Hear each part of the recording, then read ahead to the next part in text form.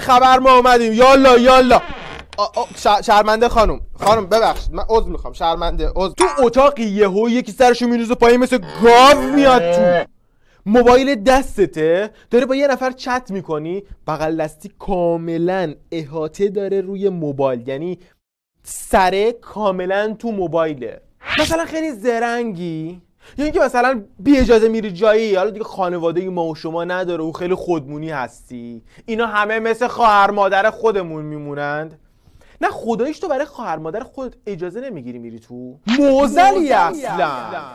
چقدر بین خانواده هامون اختلافات پیش اومده به خاطر همین که بلد نیستیم اجازه بگیریم. چقدر این دختره بیچاره گرفتارن سر همین که تو خانواده خودشون به حریم خصوصیشون احترام نمیذارن. شما میدونی مسئله اونقدر مهمه که خدا تو قرآن برای اجازه گرفتن و حریم خصوصی قانون وضع کرده. خداوند میفرماید ای مؤمنان، ناکن داره به ایمانمون ربطش میده، به خانه هایی غیر از خانه های خودتان وارد نشوید تا آنکه اجازه بگیرید و بر اهل آن سلام کنید، این برای شما بهتر است، باشد که پند بگیرید. میدونید علتش چیه؟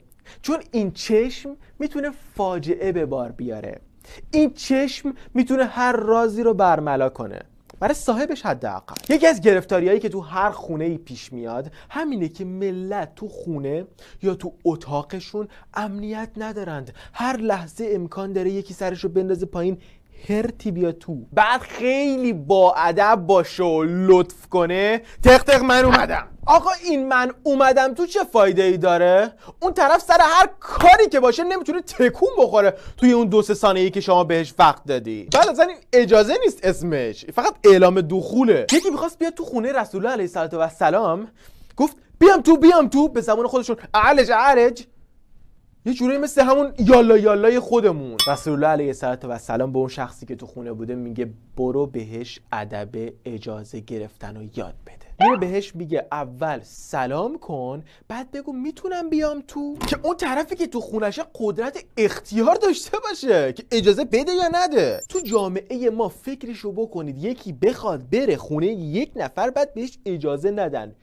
انگار اعلام جنگ کرده باهاش. من تا دم خونش رفتم میگه بعدن تشریف بیارید. یعنی متوجهید که چه خطری داره تهدید میکنه صاحب خونه رو. ما فرهنگی که قرآن بهمون آموزش داده بالای همه عادات و تقالید دیگه و ان قیل لکم ارجعوا فارجعوا هو ازکی لکم. اگر بهتون گفتن برگردید، این برای خودتون بهتره. اینو صاحب خونه نگفته، خدا دستور میده. یعنی ما حق ناراحت شدن نداریم وقتی به همون گفتند نیای تو. حالا تو زندگی خودمون دختره بنده خدا نشسته تو اتاقش، داداشته هوب میپره داخل، مچ خواهره رو بخواد بگیره. حق چنین کار رو نداره کسی، نه داداشش برای خواهرش، تکرار میکنم، نه داداشش برای خواهرش، نه برعکس، نه بابا برای دختر، نه برعکس، نه حتی کسی برای مادرش یا پدرش. یکی از حذیفه رضی الله عنه پرسید برای اینکه بریم پیش مادرمون هم باید اجازه بگیریم؟ میگه اگه نگیری امکان داره چیزی رو ببینی که نباید ببینی. یکی از ابن عباس رضی الله عنهما پرسید از خواهرم هم اجازه بگیرم؟ من بزرگش کردم. میگه دوست داری بدون لباس ببینیش؟ بزرگش کردی؟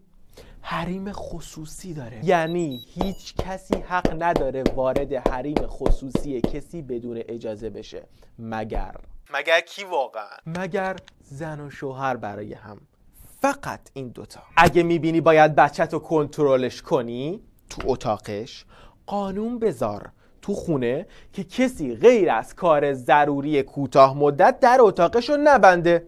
ولی نمیتونی به هیچ وجه بدون اجازه وارد اتاق دختر یا خواهر یا مادر یا برادر یا هیچ کس دیگه ای بشی، مگر اینکه حالا خیلی کوچیک باشه. حتی تو اجازه گرفتن برای رفتن به خونه کسی، ما نباید بریم دقیقاً مقابل دم در خونه وایسیم که اولا بفهمیم توی خونه چه اتفاقی داره میفته، یا صداشون چی میاد، یا اینکه وقتی در رو باز کردن کل خونه پیدا شه. رسول الله علیه السلام وقتی میرفتن خونه یک کسی دم در وای نمیسادن، یا سمت راست در وای میسادن یا سمت چپ در وای میسادن. حتی یه بار یکی میاد در خونهشون، پیامبر در رو باز میکنه میبینه وایساده روبروش. رسول الله علیه السلام با دست ایشون رو میکشه اونور و میگه اجازه گرفتن رو قرار دادن برای چشم. یعنی تو دم در وایسادی، در باز بشه که همه خونه رو دیدی. حالا تو زندگی الانمون وقتی به کسی پی ام میدی، مثلا واتساپ یا وایبر، دم در خونه وای نسی ببینی کی اومده، کی آنلاین شده، لاست سینش یا بازدید آخرش کی بوده. این حریم خصوصیشه. پی ام بده، برو کنار، بذار جوابتو بده. یا این که طرف گیر داده 2 ساعت تمام داره در میزنه. رسول الله علیه السلام میفرماید اگر 3 بار اجازه گرفتید و بهتون اجازه ندادن برگردید، یعنی بدون ناراحتی و دلخوری برگردید.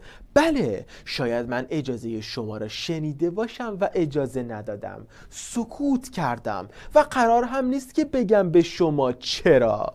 اینجا خونه ماست، کلش باسماس. یا 1 بار 2 بار 3 بار زنگ زدی به کسی و جواب نداد، دیگه گیر نده پشت سر هم بزنگی، یا اینکه بعدش ناراحت شی که چرا جوابمو ندادی، چون اون حق داره که جواب تو رو نده. این آدابیه که قرآن بهمون یاد داده. این علامت وقتی به واتساپ اضافه شد دردسری شد واسه خیلیا. تو وایبر و لاین و بقیه هم هست.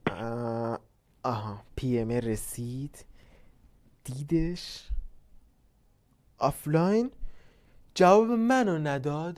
حالا پی ام منو میبینی و جواب نمیدی. حالا کارت به جایی رسیده که جواب منو نمیدی. آره دیده و جواب نداده. قرار هم نیست که به شما توضیح بده چرا.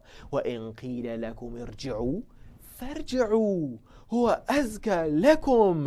اگر گفتن برگردید برگردید، دیگه نپرس چرا جواب ندادید. لابد یه کاری داشته، حتما باید دروغ بگه که شما راضی بشی. آره دیده و به هر دلیل نخواسته جواب بده. هر کس که چت میکنه میدونه که این یکی از مواردیه که عجیب رابطه ها رو خراب میکنه یا حداقل باعث دلخوری میشه، در حالی که اگر فرهنگ قرآنی داشته باشیم اینجوری نمیشد. اگه هممون 2 تا 4 تا کنیم و بدونیم باید برای ورود به هر گونه حریم خصوصی باید اجازه بگیریم و توقع داشته باشیم که بهمون اجازه ندن و ناراحت نشیم، به خدا که کلی از مشکلاتمون حل میشه، روابطمون با هم بهتر میشه.